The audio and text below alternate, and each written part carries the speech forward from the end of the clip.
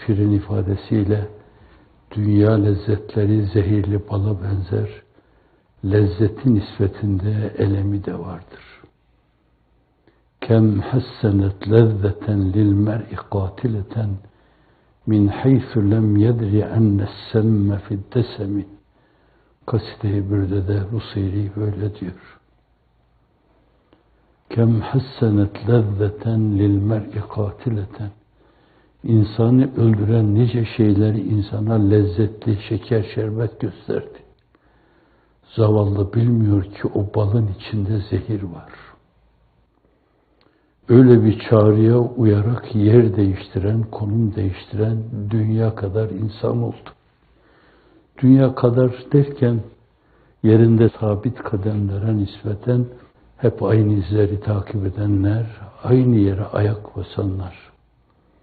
Onlara nispeten çok sayılmaz öbürleri. Fakat bir hayli yer değiştiren insan oldu.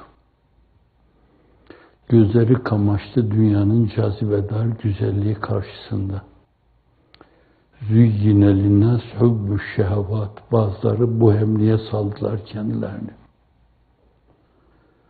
Züyyine linnâs hubbü'ş şehevat min nisa. Evladı iyallerinin geleceğini düşündü. Esas bir geleceği, önemli bir geleceği kararttılar. Hiç farkına varmadan. Oğlum, kızım falan bunlar mutlu bir gelecek falan dediler ama ebedi bir geleceği kararttı, ebedi bir geleceğin ışığını, ziyasını söndürdüler. Vel kanatiril mukantarati. Dolarlar, eurolar, dinarlar, altınlar, gümüşler. Bunlar çoklarının başını döndürdü, bakışını bulandırdı. Yer değiştirdiler. Allah varken onlara tapmaya durdular. Onların da meseleyi nereye çekeceği belli değil. Vel fibbati vel haylil musavvemeti vel an'am. O zamanlar at katır, insanların binekleri olduğundan dolayı onlar bahsediliyor. Zırhlı arabalara kandılar. Altınla yaldızlanmış klozetlere kandılar. Banyo havuzlarına kandılar, aldandılar. O badirede iç içe yandılar. Hafizanallah. Çok defa ehli dalaletin, dünya perestlerin akıbeti bu olmuş. Ve çok defa Allah'a dilbeste olan akıbetleri de sizin ve emsallerinizin akıbeti gibi olmuş. Fakat mutlak bir karar mı olmamış? Muvakkat bir husuf ve küsuf yaşanmış. Muvakkat ay küsmüş, güneş darılmış. Bazı şeyler kararmış. İnsan gündüzü gece sanmaya başlamış insan olarak. Nihayet gözlerinin güdümünde, kulaklarının güdümünde, dilin dudağın güdümünde, başka türlü olması da çok zor. Her şeyi onun güdümüne vermeyince bir insan çok farklı güdümlere girebilir. Değişik kulluklardan kurtulmanın yolu sadece ona kul olmaktan geçer. Ona insan sadece ona ama sadece ona kul olamamışsa 50 türlü şeye kul olmadan paçayı sıyıramaz. İnsanız nihayet, değişik şeylere takılabiliriz. Ama o sarsılma, kısmen sendeleme, kısmen sürçme bence olduğuyla kalmalı. Onu hemen bir doğrulma, yine aynı yolda azmirah edip, yollar ben sizin emrinizde değilim, sizler benim emrimdesiniz deyip yürüme, yollara ayak öptürme. varacağınız tepelere ayak öptürme, el öptürme. Gerçi el öptürmeye, ayak öptürmeye meraklı değilsiniz sizler. Fakat siz istemeseniz dahi yollar ayağınızı öper. Ona doğru giden yollar ayak öper. Öyle bir takdirle gidersiniz. Ve öyle bir takdirle hayatınız noktalanır. Sizden evvel doğruluğu temsil eden insanlar, sizin öşrünü çektiğiniz şeyin onunu birden çekmişlerdir. Onunu değil. Onun 2 katını birden çekmişlerdir. Dağların tepesine çektikleri inseydi, dağlar Lut gölüne dönüşürdü. Çekmişlerdir. İnanan insanların kaderidir. Çok tekerrür eden şey, bu da tasdik yapmaz inşallah. Hazreti Nuh bildiğimiz çeken insanlardan, Hazreti Hud çeken insanlardan, Hazreti Salih çeken insanlardan, Sodom, Gomorra kahramanı, evet böyle peygambere kahraman demek bu türlü evsafla caizdir. Yoksa onlardaki fetanettir. Efendim, çeken insanlar, bir avuç bir şey oradan alarak ayrılmamışlar, ayrılmayı düşünmemişler. El etek silmiş, du cihandan el yudum demiş, hanım kalmadı diyerek ayrılmışlardır ayrıldıkları yerden. İnsanlığın iftihar tablosuna kadar hepsi dünyadan böyle ayrılmış ve hiçbir şey geride bırakmamışlardır.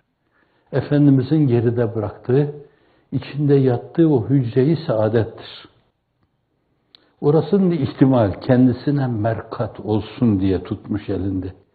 Yoksa burayı da alın mescide katın derdi orada.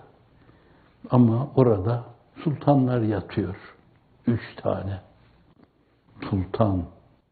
Cihan sultanlığıyla değiştirilmeyecek sultanlık sahibi sultanlar yatıyor.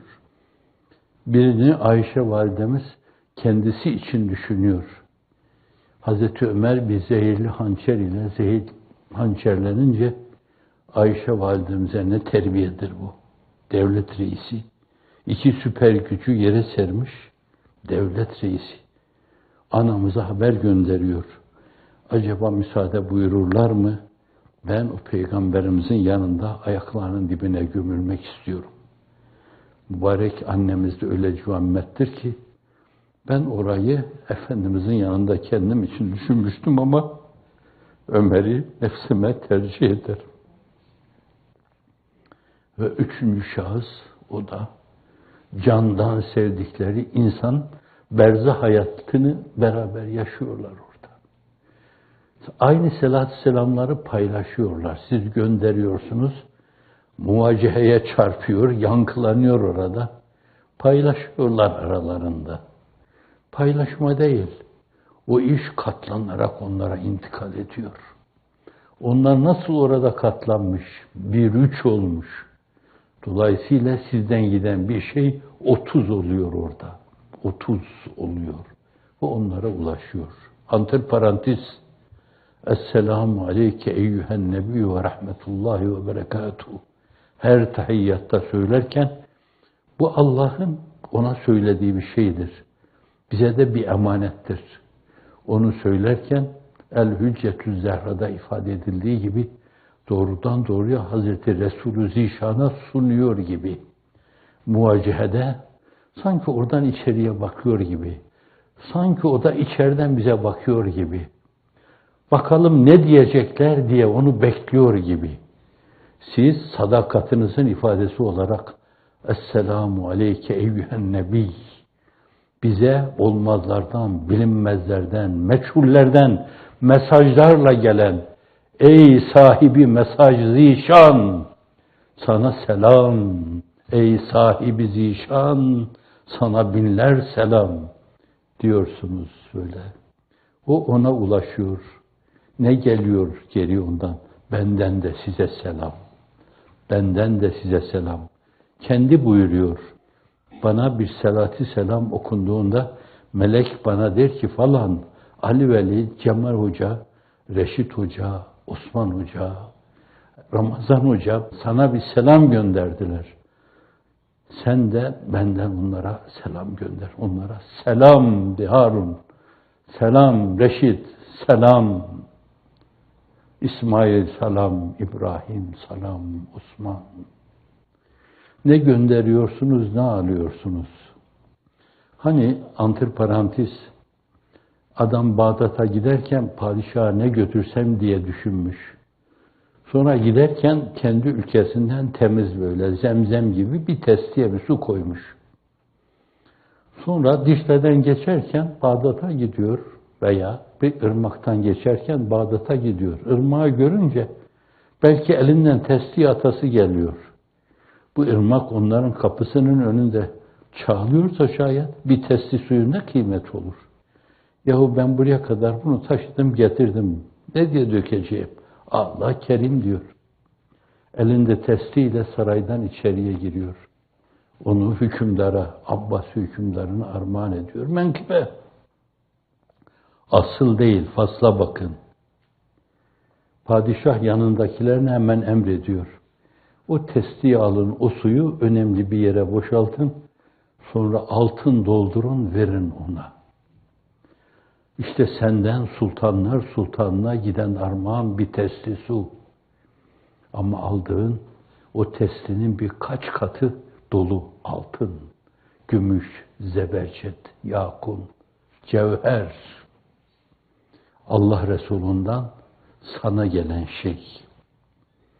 Şimdi yol bu olunca, yolun sonu da bu olunca bence bu uğurda insan Hazreti Nuh'un da, Hud'un da, Salih'in de, Lut'un da, İbrahim'in de, insanlığın iftihar tablosunun da çektiği şeylere gönül rızasıyla katlanır.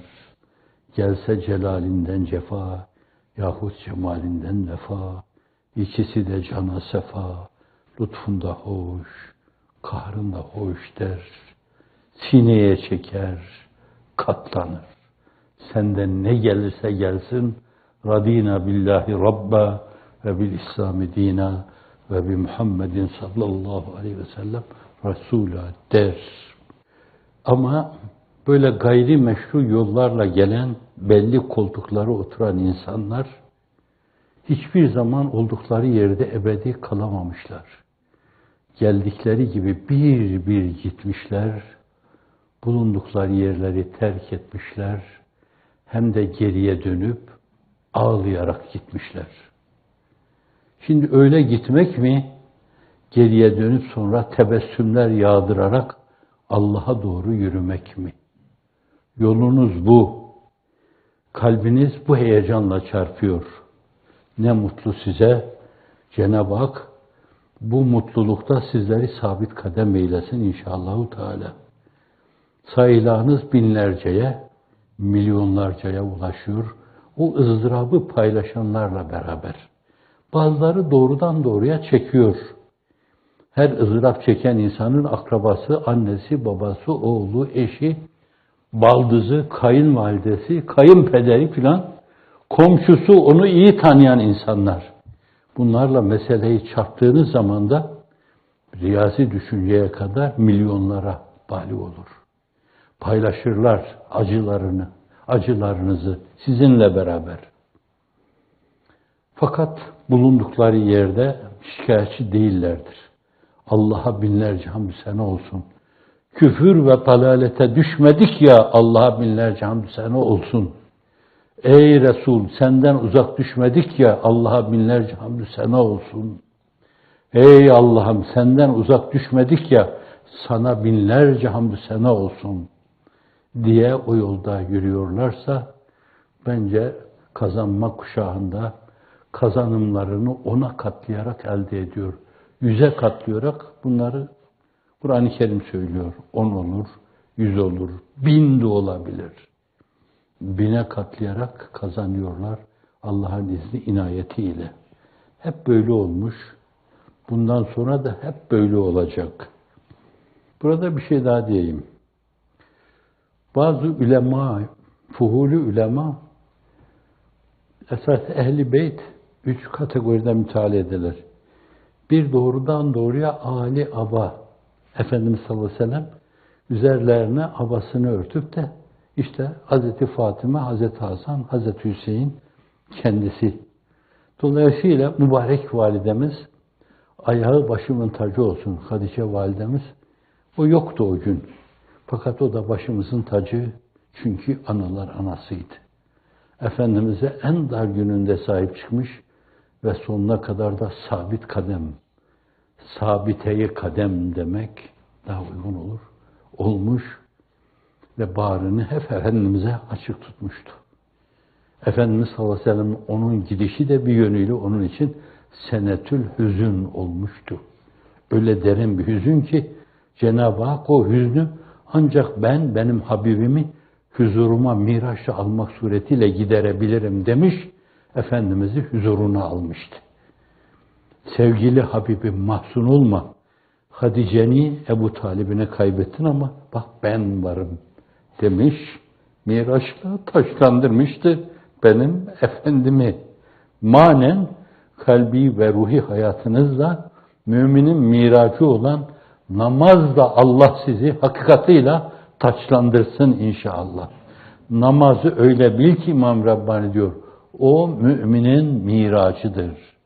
Namaz dinin direğidir, nurudur.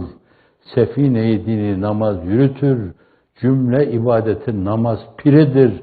Namazsız, niyazsız İslam olur mu? Bu Alvar İmam'ına ait, öbürü de İmam Rabbani'ye ait. Rahimehumullah. Allah hepsine merhamet buyursun. Evet, şimdi bir doğrudan doğruya Ali Eba. İkincisi, o günkü kimseler bu orta ölçekte Ehl-i Beyt sayılıyor. Bunlar ula ölçekte, evla. Bir numaralı Ehl-i Beyt. Ahassı havas Ehl-i Beyt. 2 numaralı Ehl-i Beyt havas bunlar. Onlar da bütün ashab-ı kiram radıyallahu anh. 3. derecede avam Ehl-i Beyt. Onlar da yürekten Efendimiz'e bağlı olmuş, davasını bayraklaştıran bütün ümmeti Muhammed. Bugün o kaderi paylaşan hizmetler o kategoriye dahil. 3. derecede Ehl-i Beyt sayılırlar onlar. Çünkü bir yönüyle Ehl-i Beyt esasen Efendimiz sallallahu aleyhi ve sellemin bıraktığı mirası bir gün o mirasa sahip çıkarak o istikamette derdi paylaşma demektir. Efendimizin sallallahu aleyhi ve sellem derdini paylaşma demektir.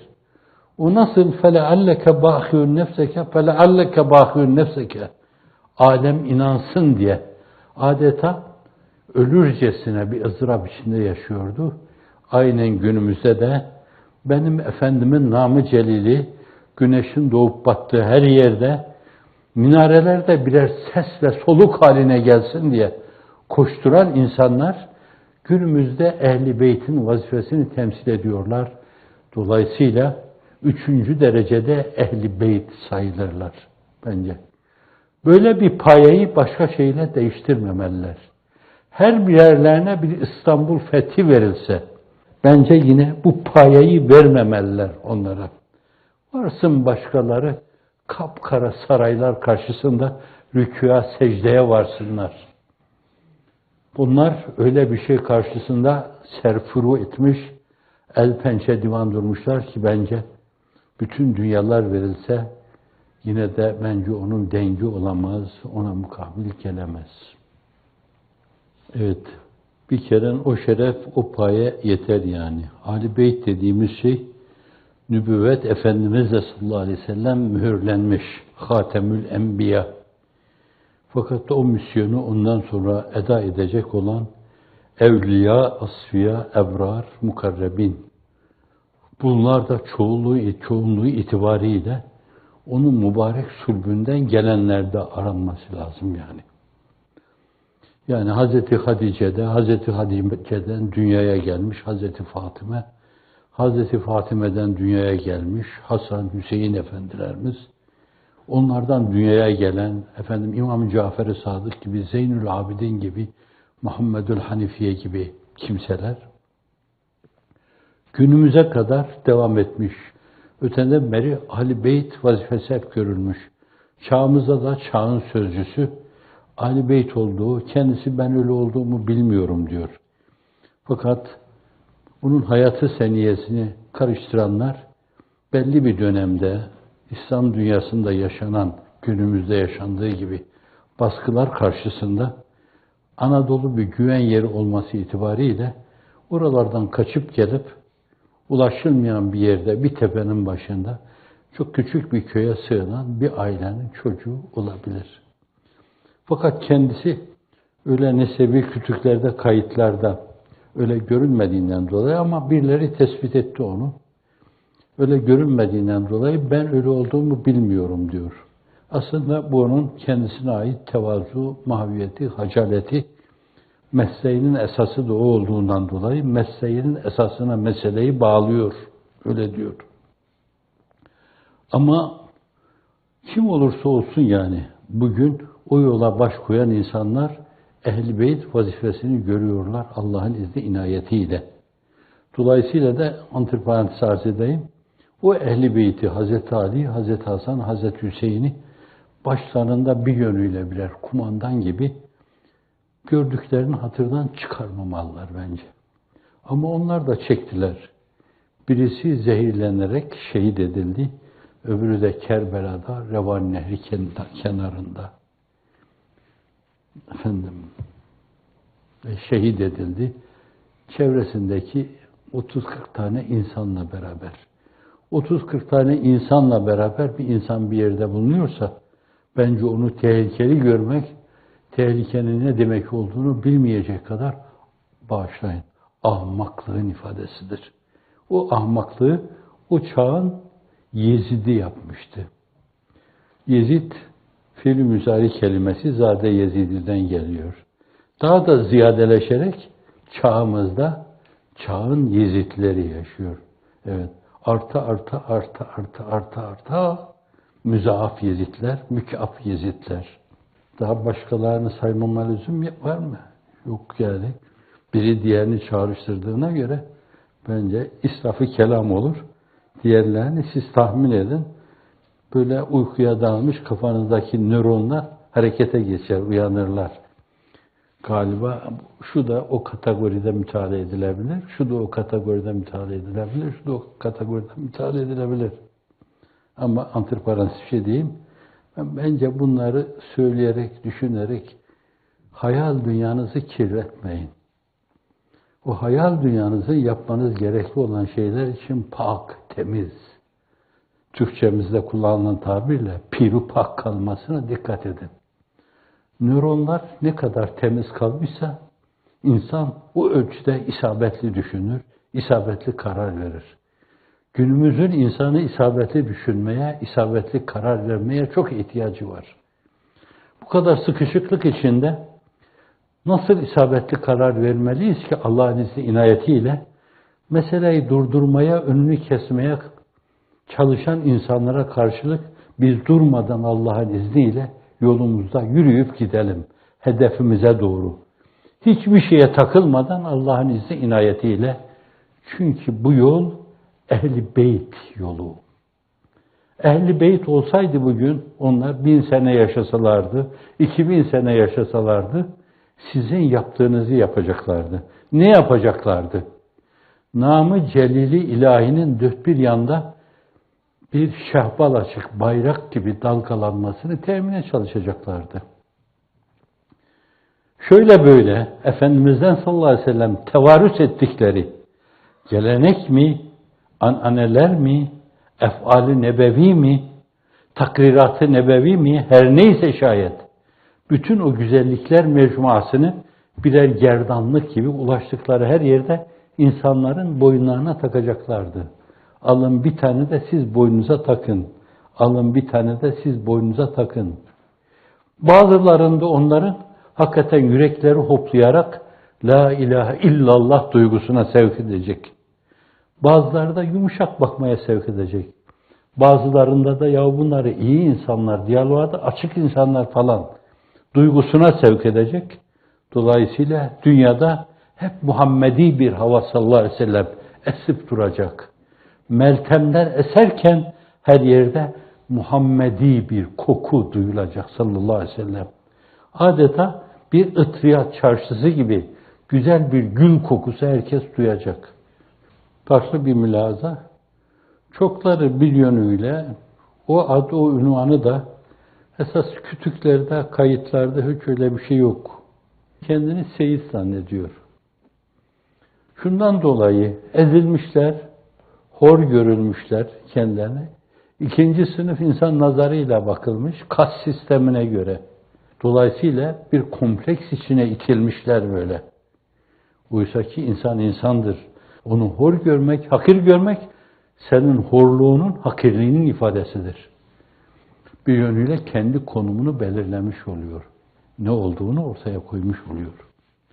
Dolayısıyla da böyle bir kompleksten dolayı bazıları ne yapsam, ne etsem diye ben kendime en iyisi mi ben etrafıma Âl-i Beyt'ten diyelim. Hele bir de böyle kaderden kendisine bir tekye, bir zaviye eğer lütfedilmişse şayet birisi bir tekke açmış, ona da bir hilafet vermişse böyle çok rahatlıkla o artık Efendimiz sallallahu aleyhi ve sellemin torunlarından birisi gibi orada, Ehl-i Beyt'ten birisi gibi. Böyle bir Ehl-i Beyt var. Buna Ehl-i Beyt-i Kâzibûn denir. Dinlerinden, diyanetlerinden dolayı bir şey denemez. Komplekslerinden dolayı ölü olmadıkları halde ölü olduklarını iddia ettikleri için bir yönüyle günaha girmiş olurlar. Yalan söylüyorlar çünkü. Doğru değil esasen. Ehl-i Beyt'in başına hep gelmişti kader. Peygamberlerin başına gelenler eşeddün nâsi belâen sümmel emsel fel emsel. Belanın en çetin, en zorlusu peygamberlerin başına gelmiştir. Efendimizin başına hepsinden fazla gelmiştir. Ondan sonra da seviyesine göre diğer halis müminlerin başlarına gelmiştir. İşte yani Hazreti Ali'nin başına gelen şey. Hazreti Fatıma validemiz Efendimiz'den sonra zannediyorum herhalde 6 ay kadar ancak dayanabildi. O yüzden dayanamadı. Mübarek anamız gitti. Ama 2 tane zebercet evlat bıraktı geriye. Ve işte onlardan kıyamete kadar dini mübini İslam'a dilbeste olmuş insanlar, çağın sözcüsüne kadar, Hazreti Şahi Geylani'ye kadar, daha nice sıddıklara kadar esasen Ehl-i Beyt'ten insanlar İhya-i dine vesile oldular. Bâs-ı bâdel mevte, dirilişe vesile oldular Allah'ın izni, inayetiyle. Hep çektiler onlar. Çekmeyen kalmadı. İmam Zeynül Abidin çekti, İmam-ı Cafer-ü Sadık çekti, Muhammedül Hanifiye çekti. Hatta o çizgide hareket eden, işte 3. derecedeki Ehl-i Beyt diyebileceğimiz, Hasan Şazeli Hazretleri çekti, İmam Rabbani Hazretleri çekti. İmam Rabbani olduğu halde ömrünün büyük bir kısmını zindanda geçirdi. Ebu Hanife çekti. Seraksi çekti. Koca telifatını onun için atıldı bir kuyuda. Çok küçük bir yiyecek de attılar. Herhalde az su da vardı orada. Abdest alıyor, namaz kılıyor. Talebelerine kuyunun içinden o kitabı takrir ediyordu. Öyle deniyor. Çekmeyen kalmadı. İmam Ahmed bin Hanbel kırbaçlar altında çekti. 3. derecede Ehl-i Beyt bunlar. Çağın sözcüsüne gelince o çektiğini anlatırken şikayet mahiyetinde değil. Diyor ki yolun kaderi bu. Bir kitabın adını koydular. Yolun kaderi. Yolun kaderi bu. 28 sene çekmediğim eza, görmediğim cefa kalmadı. Divan-ı harplerde bir cani gibi muamele gördüm. Bir serseri gibi memleket sürgüne gönderildim. Aylarca ihtilattan men edildim. Hele bir yerde can gırtlağa gelince diyor ki, dinim intihardan men etmeseydi, Said bugün topraklar altındaydı diyor. Öyle bir şeyi düşünmesi bile söz konusu değil. Katiyen ve katibeten. Esasen anlatmak istediği şey, başa gelen şeylerin tahammül fersa olduğunu anlatıyor. En sonuncusuna kadar başa gelen şeyler bunlar. Siz eğer böyle bir doğru yolda yürümeye talip olmuşsanız, bence bundan azade olmayacağınızı bilmeniz lazım. Doğru yolda yürüyorsanız bence şeytan kendi avenelerini, siyasi, askeri, iktisadi, idari bütün güçleri aleyhinize kullanarak dünyanın değişik yerlerindeki avenelerini tahrik ederek darbeler yaptı. Şöyle böyle Müslümanlığı yaşayan insanlara musallat etti. Ve onlar da onları bazılarını aldı berdar ettiler, astılar. Bazılarını başka şekilde yok ettiler, bazılarını başka şekilde yok ettiler. Evet, neyse ki çağın sözcüsü, o gün idam edilen dünya kadar insan var. 15.000 diyorlar. Bu rakamı küçük saymayın. Çünkü o zaman Anadolu'nun nüfusu 15-16 milyon kadar. Milyon başına efendim 1.000 insan. 1000 insan. Herhalde o idam kanunu kalkmasaydı günümüzde 80 milyonuz değil mi? Zannediyorum 80.000 insan ancak onların hıncını dindirebilirdi. 80.000 yere dar ağacı kurulurdu. 80.000 yerde sallanan insanlar görürdünüz. Temel felsefe bu, temel anlayış bu. Dolayısıyla meseleye böyle bakarak yolun kaderi deyip bunu şeker şerbet yudumluyor gibi yudumlamak lazım. Allah'a binlerce hamdü sena olsun ki tarihin bir dönemde ak sayfaları, bir dönemde kara sayfaları. Bir dönemde tarihin sayfalarında ak paragraflar, bir yerde de kapkara paragraflar. O kapkara paragraflar içinde yer almamak için Cenab-ı Hak sizi ak paragraflar içine yerleştirdi. Birileriyle şeytanla yad ediliyor gibi yad edilmektense bence bugün biraz çekerek esasen o ak paragraflar içinde yerinizi almanız şayanı tercih bir husustur. Evet, halinize hamd edin, şükredin. Allah'a binlerce hamdü sena olsun ki bugün olmasa yarın, yarın olmasa öbür gün, öbür gün olmasa daha öbür gün. Yarınsız insanlar ızdırap içinde kıvranacaklar veya lanetle yad edilecekler. Lanet ile anılan Cebabire'ye rahmet okutturacaklar. Fakat millet sizi hayırla yad edecek. وَاجْعَلْ لِسَانَ صِدْقٍ فِي الْآخِرِينَ وَاجْعَلْ مِنْ وَرَثَةِ جَنَّةِ النَّعِيمِ Şuara suresinde ifade buyurulduğu gibi Hz. İbrahim'in ifadesi arkadan gelen nesiller tarafından yadı cemil olarak Allah sizden ebediyen razı olsun. Bize güzel bir miras bıraktınız. Dünyanın dört bir yanında nam-ı celili Muhammed'i bir bayrak gibi dalgalandırdınız. Yine Yahya Kemal'in ezan şiiri aklıma geldi. Sultan Selim evveli rahmetmeyi becel, fethetmeliydi alemi şan-ı Muhammed'i.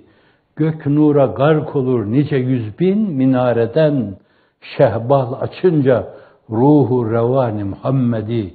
Ervah cümleten görür Allahu Ekber'i, akseyleyince arşa lisan-ı Muhammed'i. Mahresini de efendim Üsküp'te rahmi madere olsun bu nev gazel, bir tuhfe-i bedi-u beyan-ı Muhammed'i diyor.